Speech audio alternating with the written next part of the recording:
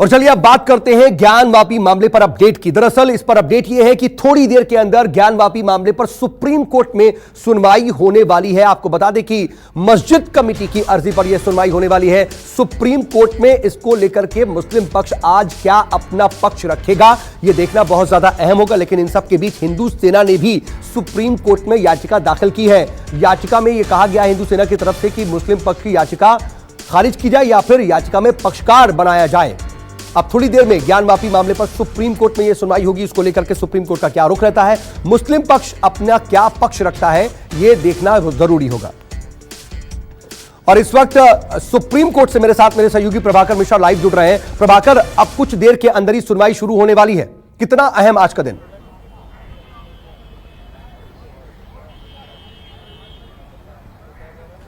सऊद, मुझे लगता है कि कुछ देर नहीं, थोड़ा ज्यादा समय लगने वाला है, क्योंकि अभी आइटम नंबर 3 की सुनवाई हो रही है। आइटम नंबर 40 है, मतलब अभी करीब 30 से अधिक मामलों पे सुनवाई होनी है, तो थोड़ा समय लगेगा। इतना जल्दी मामला नहीं आने वाला है। 1 घंटे का बीच में लंच ब्रेक भी होगा, तो मुझे लगता है कि 2 बजे के बाद सुनवाई होगी। लेकिन ये आज का दिन काफ़ी महत्वपूर्ण है इस लिहाज से कि जो बनारस की अदालत में जो सुनवाई होनी है या जो प्रोसीडिंग चल रही है ज्ञानवापी को लेकर, उसका भविष्य है वो सुप्रीम कोर्ट की आज सुनवाई से तय होगा। पहले याचिका जो लगाई गई थी उसमें ये बात कही गई थी कि वहाँ जो सर्वे हो रहा है उसे रोका जाए, जो कोर्ट कमिश्नर एडवोकेट कमिश्नर हैं उस पर रोक लगाई जाए। लेकिन चूंकि अब उसका कोई मायने नहीं रह गया, इसलिए कि सर्वे जो होना था, वीडियोग्राफी जो होनी थी, फोटोग्राफी जो होनी थी, सो हो गई, इसलिए उस मांग का कोई मतलब नहीं रह गया। लेकिन याचिका में ये बातें ये भी कही हैं कि जो चीज़ें हो रही हैं उससे सामाजिक सौहार्द बिगड़ने का खतरा है। और दूसरी महत्वपूर्ण बात ये भी कही गई है कि प्लेसेज ऑफ वर्शिप एक्ट के होने के बावजूद और दूसरी होने के बावजूद लोअर कोर्ट में प्रक्रिया चल रही है, प्रोसीडिंग चल रही है। तीसरी महत्वपूर्ण बात ये कही गई है कि ज्ञानवापी के मामले में हाई कोर्ट में मामला लंबित है, उसके बाद भी बनारस की निचली अदालत में सुनवाई हो रही है, इसलिए इसमें सुप्रीम कोर्ट को दखल देना चाहिए। तो ये बातें कोर्ट के सामने कही जाएंगी। कोर्ट के सामने ये भी बातें कही जाएंगी कि कल किस तरह से वहाँ पर ये कहा गया कि हिंदू पक्ष की तरफ से दावा किया गया कि वजूखाने से शिवलिंग मिला हुआ है, और उसके बाद से कोर्ट ने एक तरफा आदेश जारी करके वहाँ पर सील करने का आदेश दिया, वहाँ पर बाकी लोगों के जाने के ऊपर पाबंदी लगा दी। तो ये तमाम बातें कोर्ट के संज्ञान में लाई जाएंगी और उसके बाद कोर्ट तय करेगा कि इसमें क्या करना है। इस बीच में हिंदू सेना की तरफ से याचिका लगाई गई है और उसकी तरफ से कहा गया है कि उनका पक्ष भी सुना जाए और उसमें मुस्लिम पक्ष की याचिका को खारिज करने की मांग की गई है। सवेरे सुनवाई के दौरान इसे मेंशन किया गया कि हमें भी सुनने का मौका मिलना चाहिए। तो जस्टिस चंद्रचूड़ जिनको इस बेंच की सुनवाई करनी है, इस मसले की सुनवाई करनी है, उन्होंने कहा कि जब सुनवाई होगी तो आपका रहना जरूरी है, आप उसमें मौजूद रह सकते हैं। तो कुल मिलाकर ये कि सुप्रीम कोर्ट की, जैसा मैंने पहले कहा कि सुप्रीम कोर्ट में जो सुनवाई होगी उस सुनवाई से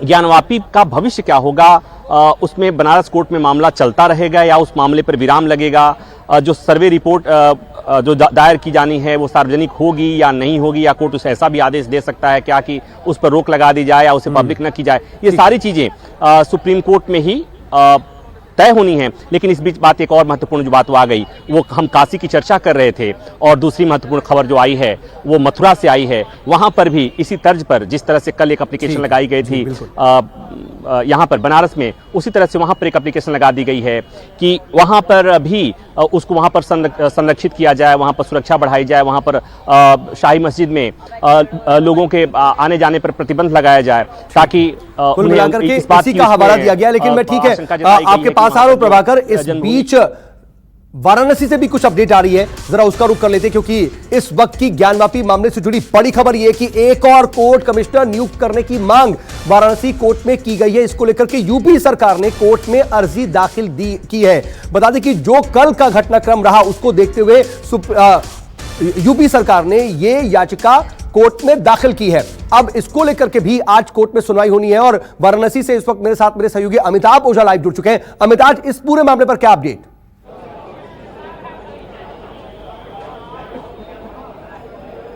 देखिए, अगर हम वाराणसी कोर्ट की बात करें तो अभी से कुछ देर के बाद जो कार्रवाइयाँ शुरू हुई, 3 महत्वपूर्ण मामलों में यहाँ पे सुनवाई होनी है। एक पहला जो मामला है उसमें है जो सर्वे हुई थी वो जांच रिपोर्ट सबमिट होती है कि नहीं। दूसरा जो बड़ा मामला है वो मामला है मुस्लिम पक्ष की तरफ से एक याचिका दाखिल की गई है जिस पे सुनवाई कोर्ट को करनी है कि उसमें जो वजू स्थल को जो सील किया गया है उसको लेकर उन्होंने याचिका लगाई है। तीसरी याचिका एक जो है यूपी सरकार के जो यहाँ जिला शासकीय अधिवक्ता हैं महेंद्र पांडे, उनके तरफ से एक 2 पेज की अर्जी लगाई गई है। उसमें ये कहा गया है कि चूंकि वो जो वजू स्थल है वो मस्जिद के अंदर है और वही वजू स्थल है जहाँ से वजू करने के बाद जो नमाजी हैं वो मस्जिद में जाते हैं, वो सिर्फ एकमात्र ही है। वहीं शौचालय और वहीं पे चारों तरफ नल लगे हैं। सील कर देने के बाद उस जगह कोई दूसरा स्थल नहीं है। और साथ ही दूसरा उन्होंने मांग की है कि चूंकि जो वहाँ तालाब था, उस तालाब में मछलियाँ हैं, तो उनके प्रोटेक्शन के लिए तो एक अलग से एक कोर्ट कमिश्नर नियुक्त किया जाए, एडवोकेट कमिश्नर नियुक्त किया जाए, जो इस पूरे मामले में रिपोर्ट दे और उसके आधार पर अगर न्यायालय स्पष्ट करती है तो सरकार अपनी कार्रवाई करेगी। तो इन तीनों मामलों को लेकर अभी से कुछ देर के बाद सुनवाई शुरू होनी है और तीनों ही सुनवाई एक ही कोर्ट में आनी है। रवि कुमार दिवाकर जो यहाँ के स्पेशल जज हैं सिविल के, उनके कोर्ट में सुनवाई होनी है। फिलहाल जो आप देख रहे हैं, दिखाएंगे कि आपको कि मेरे पीछे जो आप देख रहे हैं, पुलिस ने इसके बाद का बैरिकेड कर दिया, यहाँ के बाद मीडिया को नहीं जाने दिया। लेकिन जो ऊपर का हिस्सा आप जो देख रहे हैं छत पर का, वहीं पे वो रवि कुमार दिवाकर की जो बेंच है, वहीं पे तीनों मामले की सुनवाई होनी है और अभी से कुछ देर के बाद वो सुनवाई होगी।